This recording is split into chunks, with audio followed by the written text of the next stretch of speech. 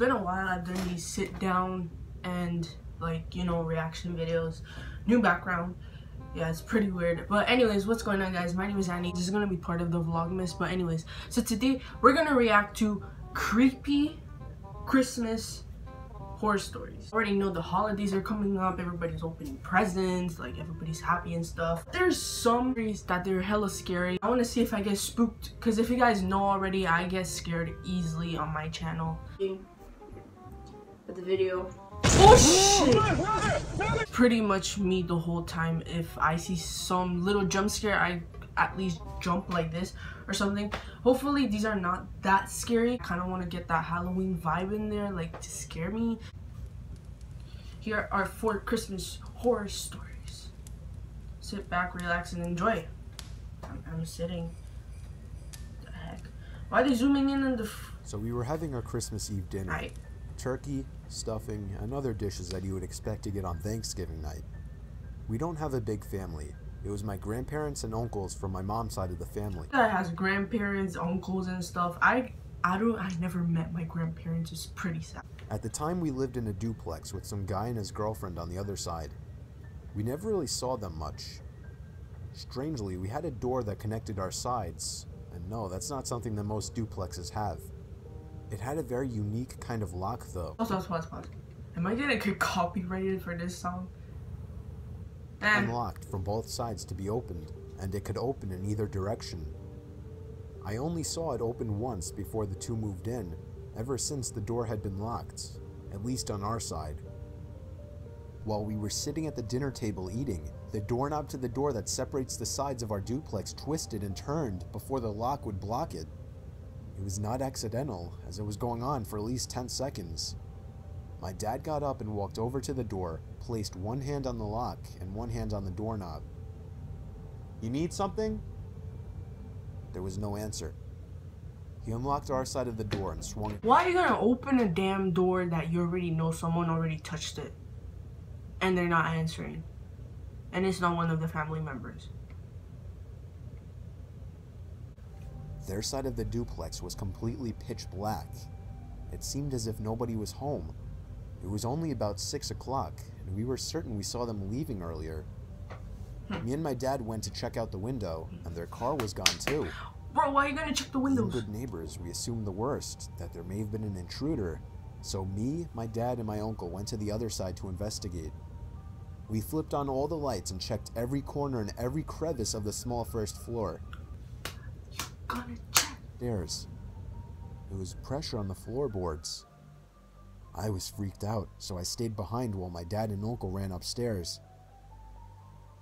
I felt my heart skip a beat when a huge commotion erupted from upstairs before the scream from my uncle echoed across the duplex. Oh my gosh. If you already know this house is haunted, why are you living there? Bro, like, if you know this happens, you can just leave. Cause like, oh hell nah, if I live there. Move out instantly if I hear the freaking house is haunted. Or like my uncles or whatever they are live beside me and they're not even there that day, and then the door freaking opens out of nowhere. Like, bro, I just leave. Moments later, my dad came rushing down with my uncle beside him, with his hand covering his lower shoulder or chest area. There was a stab wound. We all hurried back to our side of the apartment and locked the door. We dialed 911 and simultaneously heard rapid stomping coming from the other side, and then heavy banging and ramming into the door to the point where there were small chips and cracks forming. We could hear the grunting and screaming. Hold on. This is Jason. Like, bro, Jason is taking part of this story. Dang, like. Or my other uncle and my dad each grabbed kitchen knives. I armed my. Why? Taking kitchen knives. You just leave. Thankfully, the man on the other side gave up You before know a thing called a car. You take a car, take all your family or grandpas, your uncles, whatever you have in your house, and leave. Doesn't matter if it's Christmas or not. You leave. It's scary. You leave. I don't care. Bro, why are these people just staying there? I get like you're scared and stuff to leave, but still, you leave if you hear something like that. or gave in, and we heard him exit out the front door. We watched through the window, and we all saw his face as he ran through the snow and turned to see us through the glass. He took off in his black Honda Civic down the slushy roads.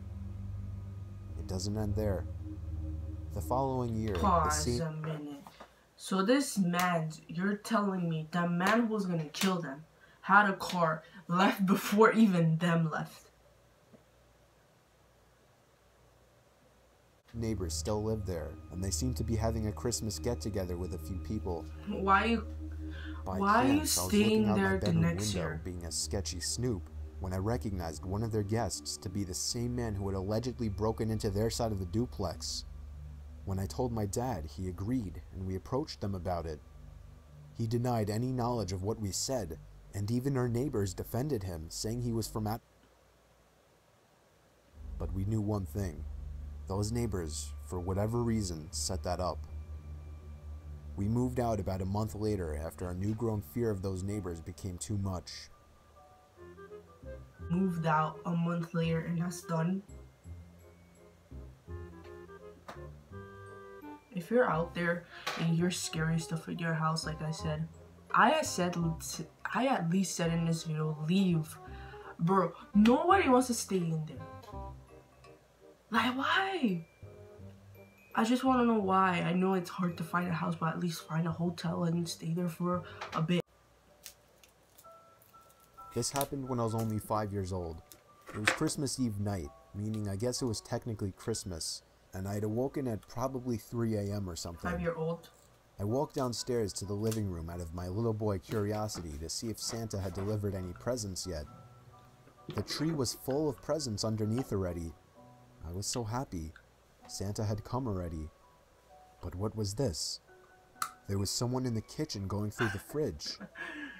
I remember stepping into the kitchen and seeing a really tall man going through the fridge chugging a milk carton. When he spotted me, he put the carton back in the fridge and shut the door. He then put his fingers on his lips to tell me to be quiet. Are you Santa? Boy! You're 5. You see a man in your fridge, drinking your milk, closes the door, and you're just gonna ask, are you Santa? Like, bro, that's not Santa. If it was Santa, they'd be like, oh my gosh, Mikey, why you awake at this time? You already know it's your bedtime. Like, fam, why are you asking, are you Santa? You're 5 years old. You're supposed to go back to bed. Or at least scream and call your parents if you don't see it's Santa, white beard, and freaking hat. But no, you're gonna be like, are you Santa? Right when you see a man drinking your milk. You're like, bro, don't you want to keep that milk for your cereal? He walked past me, patted me on the head, and stepped into the living room next to the tree. I don't know what I was thinking, even at 5 years old, as he wasn't wearing anything even resembling Santa. He looked around at all the gifts. I thanked him for all the presents as he... I remember being confused, and I'm pretty sure I asked him why he was doing what he was doing, but I don't remember exactly what he said. I believe it was along the lines of just replacing the gifts with better ones in my sled. Or with 3 boxes, came back momentarily to grab more, then left once again. He came back in and patted me on the back and told me not to tell my parents that I saw him. I smiled and agreed, and he took off with the boxes. I waited for him to come back with the replacement gifts, but he never did. So the man just like, oh Mikey, it's okay, I'll bring back more better gifts. Bro, if I was 5, I'd be like, oh hell no, you're not taking my freaking Game Boy. Oh hell no, you're not taking my PS2 from me. Oh hell no, you're not taking anything from me. You're leaving this shit right here and you're giving me more better shit. I actually went up to tell my parents despite what he said. When my parents realized I wasn't joking, they sat up in shock and fear and ran past me downstairs. When they saw half the presents were gone and the back door was left wide open, my mom screamed like a deranged person. I remember my parents were practically scolding me, demanding for me to describe the person who entered our house. Of course, being 5 years old, the description I gave was anything but useful. All I probably told them was that he was tall. It's been almost 15 years now though, dumbass. And at this point for me, being that I was only 5 years old, it's nothing but a story to tell, rather than a bad memory at all. Story number 2 already. Damn. 5-year-old needs to know their stuff. Did you ever used to have a fear of those guys who would dress up as Santa Claus in the mall or at Christmas parties? Pause. Actually, fun fact, that was actually me. I'm scared. Well, when I was little, I used to be scared people dress up as, like, you know, those big furry animals. Give me a hug. And I had to give him a hug, and I was terrified, and I started crying, and I ran. And then whenever I will see Santa, I'll be like... The age of about 8, I certainly did. I think I was 6 or 7 years old when me and my mom were walking through the mall with all the Christmas festivities and decorations up. Special Festive bands playing jingle bells, a giant tree in the center of the mall, and of course a mall Santa sitting in a chair covered by a green blanket. There was a small line of kids and parents waiting to sit on the Santa's lap. Maybe 2 or 3 kids. My mom insisted I sat on his lap. Normally it would be the other way around, the kid begging the parent to sit on the lap, but she knew how shy I was. There wasn't anyone by the mall Santa's side, like one of those people who calls the next child up. It was just him. When I sat on the stranger's lap, he grabbed me by the chest and said softly in my ear, "What do you want for Christmas?" I think I said a Game Boy Advance. Relatable. Continue. Eve one. Then, for whatever reason, my mom walked up to the Santa and said something quietly to him. He chuckled in response to whatever she said and then said no problem. My mom told me to wait there by the Santa for a few minutes until she came back. At this point, there were no more kids waiting to sit on his lap, so his attention was directed at me. Is the mom wild? He told me to come over and sit on his lap again. I somehow obeyed, despite my fear of Santa Claus. When I sat on his lap, he pulled me closer to him so that my back was leaning on him. When I think back on this moment now, it's all the more painful and creepy. He then whispered in my ear that he had a Game Boy Advance outside by his sled, and if I followed him, I would get it right now and wouldn't have to wait until Christmas. Pause. Don't tell me this kid is actually gonna go get the Game Boy. Bro, I'll be like, Santa Claus, I'm waiting for my Game Boy for Christmas. You're giving me that shit on Christmas, under my Christmas tree. Hell no, I'm not going with you. Fear suddenly turned to excitement as I believed him. We both stepped off the chair, and I followed him down one of the exit hallways. But halfway through, he stopped and told me we should take a bathroom break first. We stepped into the bathroom, and he quickly locked the door. I turned and looked at him as he looked at me. But before anything else could happen, there was a frantic banging at the door. Somebody on the other side was yelling to open up. The Santa opened the door, and a man pulled him out and shoved him. The man then escorted me back to the center of the mall, asking me where my mom went. I watched as a fake Santa casually walked out the exit door and out of my sight. When my mom came back, the man explained everything. I'm pretty sure he was watching the whole time. So he and my mom asked around to see if the mall hired any mall Santas for the day. They did not. Whoever that was just a pervert dressed as Santa to get kids to sit on his lap and possibly wait for a perfect opportunity to snatch one, just like he almost did me. Pause. Wait a minute. So you're telling me this man just came into this... just started dress up as Santa. You guys, you people, the employees, didn't even recognize the freaking Santa. Like, don't you have specific Santa's, like, you know, outfits? This story took place about 5 years ago on Christmas Eve night. It was around 1 in the morning, and I had just finished placing presents under the tree.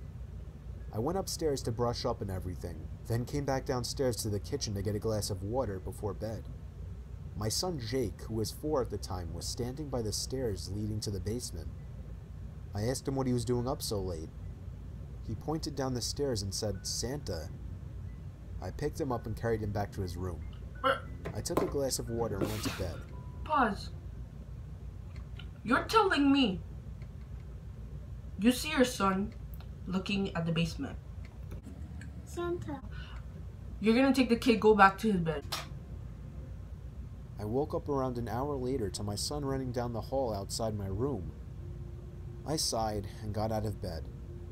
As I was going down the stairs, I saw Jake by the tree looking at presents. Then he ran past me into the basement stairs again. He pointed down the stairs again. This time I looked down the stairwell, and my heart dropped as I saw a black figure sitting on the bottom step. I almost screamed, but I somehow held it in. Shit. I pulled my son quietly away from the basement door. Where is your wife? Scream, I don't know, go back to the kitchen, take a freaking knife and be like, bitch, you're about to die tonight. To the front door of the house. I moved my hand away from my son's mouth to reach for the lock in the doorknob. I tried to pull the door open as quietly as possible, but it was pointless. The squeaky hinges let out the usual ear-piercing screeches, and I cringed in my mouth and eyes as I did. Suddenly, there were heavy stomps coming from up the basement stairs. I screamed and pushed open the storm door and practically threw Jake outside. I shut both doors behind us and we ran to the neighbor's house. I rang the doorbell as fast as possible. Okay, what is wrong with you people?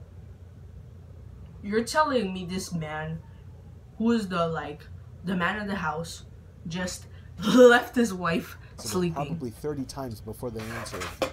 After that, we went inside and stayed there and waited for the police.